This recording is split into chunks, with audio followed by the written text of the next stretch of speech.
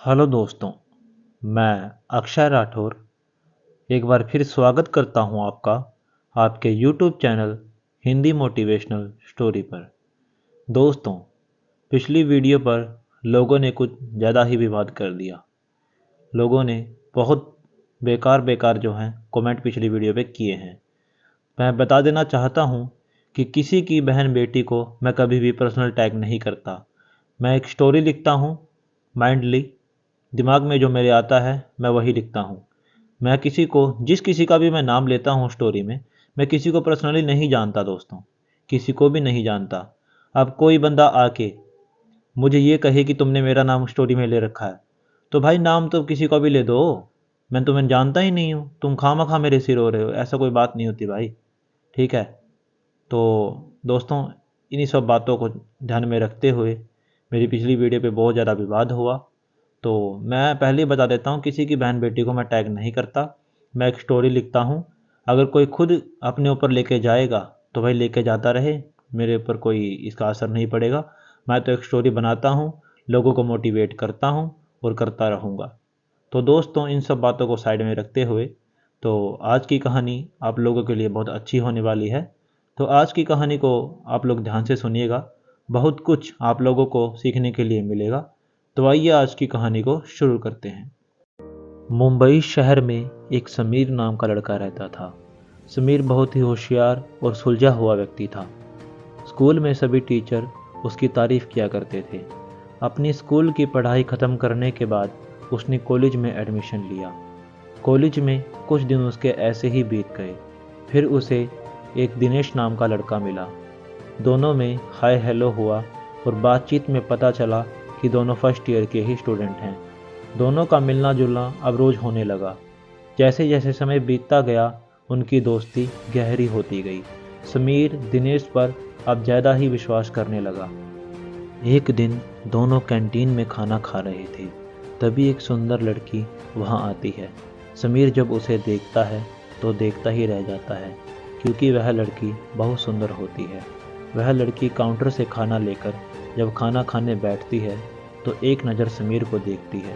वह देखती है कि समीर उसे ही देखे जा रहा है। वह कुछ नहीं कहती और चुपचाप अपना खाना खाने लगती है। वह समीर दिनेश से कहता है, यार दिनेश, इस लड़की से तो दोस्ती करनी पड़ेगी। दिनेश कहता है, यार ऐसे कैसे, इसके लिए तो प्लान करना पड़ेगा, ये ऐसे कैसे मान जाएगी। समीर कहता है, यार तू चिंता मत कर, बस तू अब देखता जा। समीर पहले से ही होशियार तो था ही, इसी बात का उसने फायदा उठाया। टीचर के सवालों का सबसे पहले जवाब देने लगा। अपनी असाइनमेंट अच्छे से बनाने लगा। उसे लगता था कि ऐसा करने से वह लड़की उससे इम्प्रेस हो जाएगी, और हुआ भी ऐसा ही। समीर किसी से फ़ोन पे बात करता हुआ ऐसे ही टहला था, तभी वह लड़की उसके पास आई और उससे बात करने लगी। वह बोली, हाय मैं सिमी। समीर ने भी अपना फ़ोन काट कर उससे कहा, हाय मैं समीर। सिमी बोली, पढ़ाई पे तो बहुत फोकस है यार तुम्हारा, बहुत अच्छी पढ़ाई करते हो। समीर ने कहा, हाँ यार, पढ़ाई का और गाने का तो मुझे शुरू से ही शौक़ है। ऐसे ही दोनों में बातचीत होने लगी।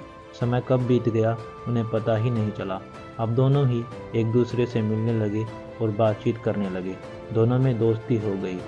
दोस्ती होते होते सिमी को समीर कब पसंद आ गया उसे पता ही नहीं चला।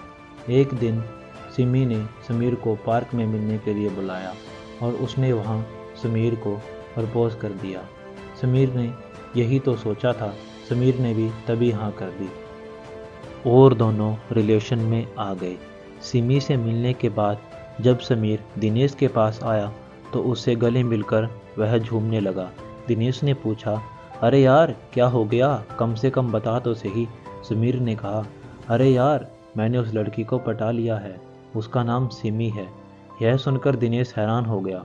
अरे यार सच कह रहा है तू? समीर ने कहा, हाँ यार। दोनों गले मिलकर झूमने लगे। लेकिन समीर को क्या पता था कि दिनेश अंदर ही अंदर उससे जल रहा है, क्योंकि सिमी को वो पाना चाहता था, लेकिन चेहरे पर तो वो अपनी खुशी दिखा रहा था। अब जब कभी भी समीर सिमी से मिलकर आता तो अपनी सारी बातें दिनेश को बताया करता था, चाहे उसकी प्राइवेट बातें हों चाहे उसके प्राइवेट काम। सभी बातें वह दिनेश के साथ शेयर किया करता था।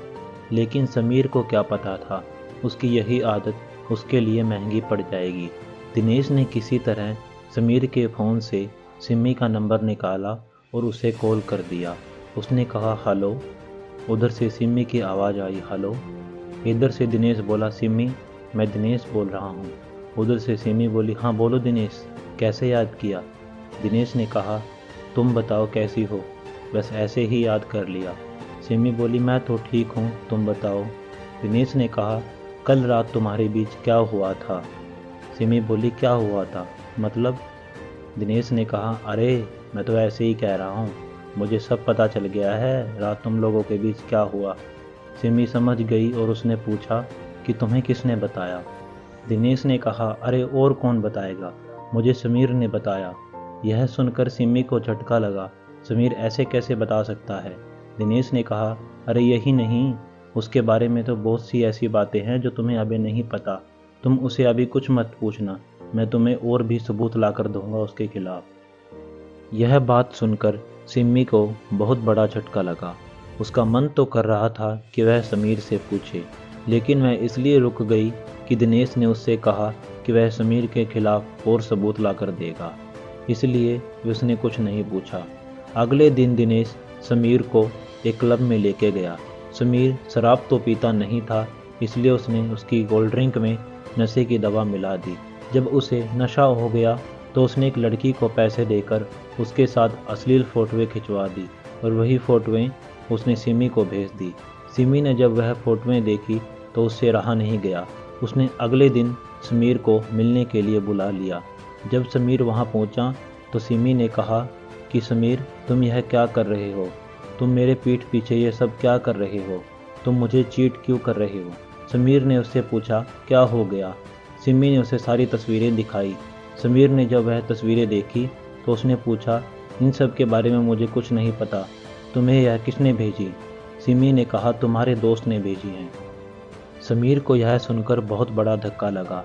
सिमी ने आगे कहा तुम्हारे दोस्त ने तो और भी बहुत कुछ बताया है। समीर ने कहा क्या बताया है। सिमी बोली तुम हमारी प्राइवेट बातें उसके साथ शेयर करते हो।